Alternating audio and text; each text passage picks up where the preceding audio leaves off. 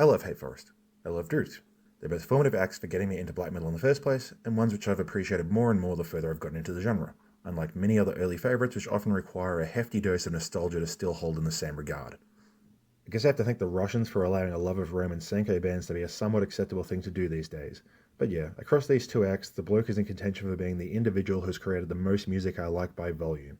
For most of the time he's been putting out music that have been related but independent bands. There was Hate Forest for a while, then a couple of years of both at their most disparate, then there was a decade and a half of Drudkh, but for this decade we've been blessed with the unexpected return of the OGs to live alongside their friendly successor.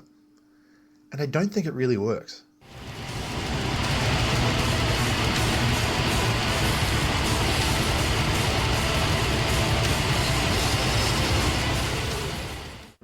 Don't get me wrong, it's not like either band, or any of Roman's other smaller bands for that matter, have been putting out rubbish. They're still consistently good stuff despite the whole active warzone thing. But revival Hate Forest is struggling to find directions to go, and Drudkh have regressed from a strong return to form in the prior years. Both are still distinctly recognisable from one another, but in the intervening years where Drudkh got to run the show, they had reabsorbed several Hate Forest concepts into their sound, so having them re-excise removes what had been an increasingly important element. Hate Forest, on the other hand, with Drudkh already cutting their lunch a fair bit, leaves very little room to develop in their own right without either encroaching on Drudkh's territory or lessening the scope of their sound. It's great to have them both around in theory, but the only way they work together is when they're operating at the extreme opposite ends of the spectrum like they were in 2004. Hate Forest themselves were not always the monolithic wall of brutality that it's easy to remember them as. Purity and Sorrow are near-perfect executions of Hate Forest at their most incomparable, despite the efforts of a lot of really good bands. Their knack for creating incredibly fast, rigorously blasted, mechanically locked-in, pounding riffs and crafting long, sprawling melodies out of them was completely unmatched. It's relentlessly fast, but feels slow, crushingly heavy and grandiose. Their simultaneous combination of dramatic melodies and the most hatefully uncompromising and brutal black metal you could ever hear is something they have all to themselves.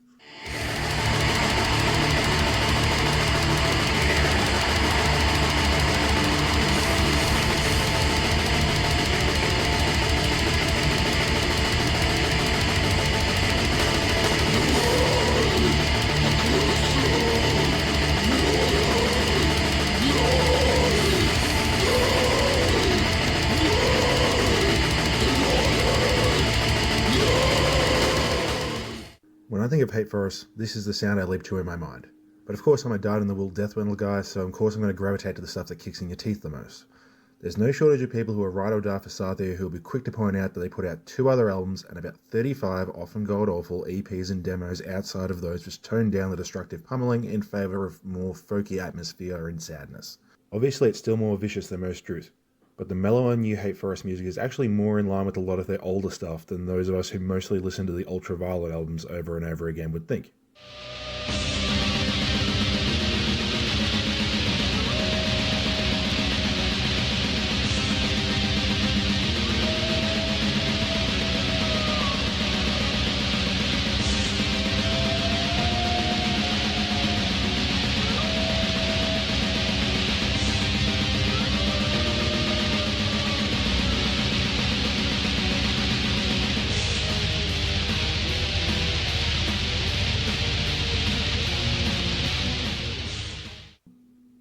Drudkh, on the other hand, came along right when Hate Forest was hitting their peak of hatred, or trees, or whatever, so it makes sense they go the complete opposite direction.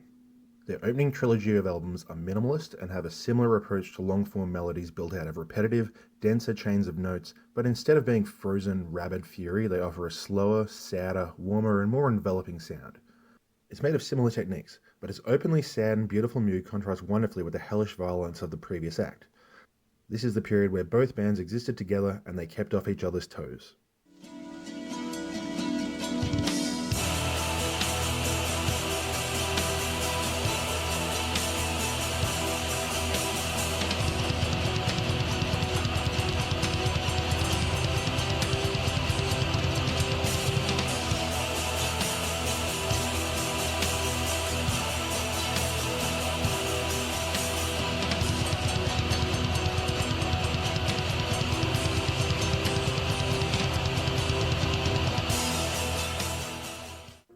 With the dissolution of Hate Forest in 2004, it makes sense that Drudkh would change things up a bit, but it wasn't simply an immediate absorption of the finished band. Straddling an atrocious folk interpretation of Prior Song's album was the first stylistic shift of many in their discography. They did get heavier and faster, but it was in a flashier and more sweetly melodic way. We got showy guitar solos, dramatic tempo shifts for energy and dynamics, and even some blasting, simply for the sake of being more lively and disgustingly fun.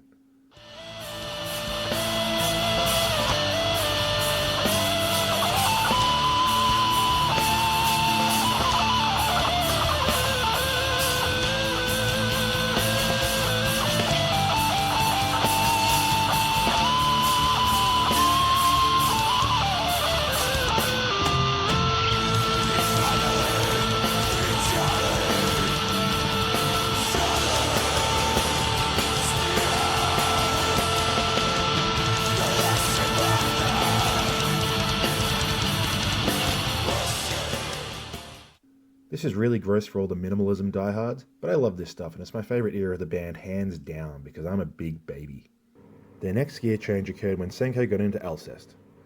First dipping his toes into post-black on the popular people who like bad black metal microcosmos, before ripping the band-aid off and trying to do Alcest worship outright with the popular people who don't exist handful of stars. And then hilariously doing a spin-off Alcest worship band with Old Silver Key, a band which literally brought in Niche to do the vocals. This whole era is completely irrelevant to the topic, but this is one of the oddest little footnotes in music history for me. A guy got shat on for changing his band to sound explicitly like another popular band, so instead made a spin-off band to do it even more than the last time.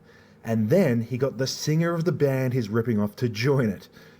The very concept of that happening at all has made me laugh every time I've thought about it for a decade.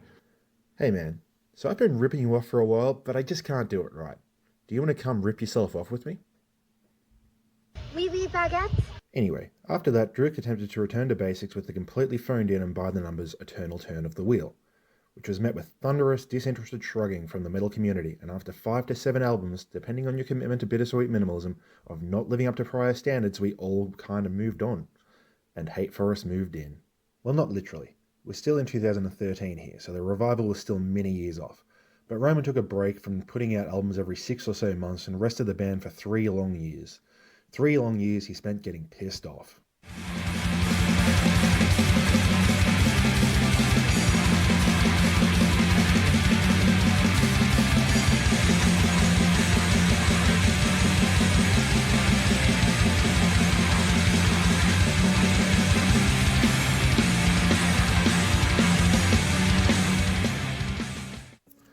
Now I don't want to oversell them as more extreme than they are, and they're too goddamn long. But these 2 albums energized the band with a focused, harsher sound full of beefy rhythm chugs, high-attention chord phrasing, the odd outright angry blast section, and Roman sounding as furious and demonic as he ever had. It's not exactly Drudkh Forest, but a rougher, louder, meaner edge breathed new life into an institution which had become at best forgotten or at worst a joke. Again, I wish they spaced the content out over 3 shorter albums so it's not a new peak for the band, but it was a wonderful development and one of the finer returns to form that I can think of. After the positive reception to this minor change-up, or just because COVID was boring and there wasn't a war to fill in the time yet, after 15 long years it was announced that we were getting Hate Forest back.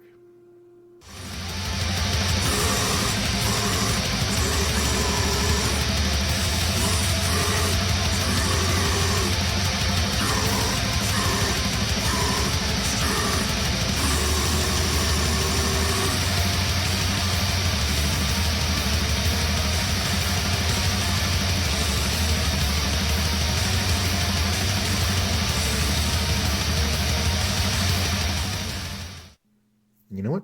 Credit where it's due. That's pretty darn good. It's not quite as mercilessly oppressive as the nastier soul stuff, but it's still pretty damn mean.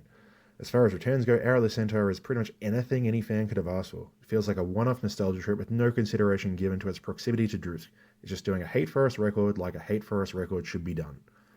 The issues only show up once you try to expand Hate Forest as a real band with Drudkh still hanging around. Hate Forest is certainly the winner of the 2 in the custody battle, but it's definitely had to pay some child support bills.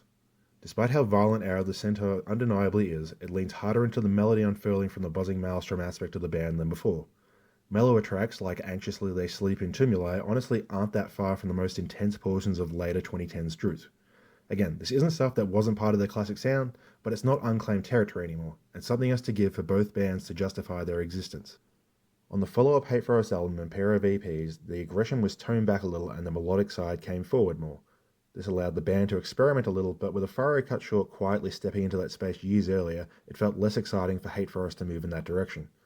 Rowan would flip the script on their most recent album, Against All Odds, which is quite possibly the most stern and brutal release, period. The epic melodic aspect is minimised, leaving behind a mostly rhythmic battering ram with minimal adornment. I still quite like this battering ram approach as per my earlier teeth-kicking appreciation, but this is the first time that the Forest had ceded ground to Drudkh, and it leaves the band with a limited palette to draw from.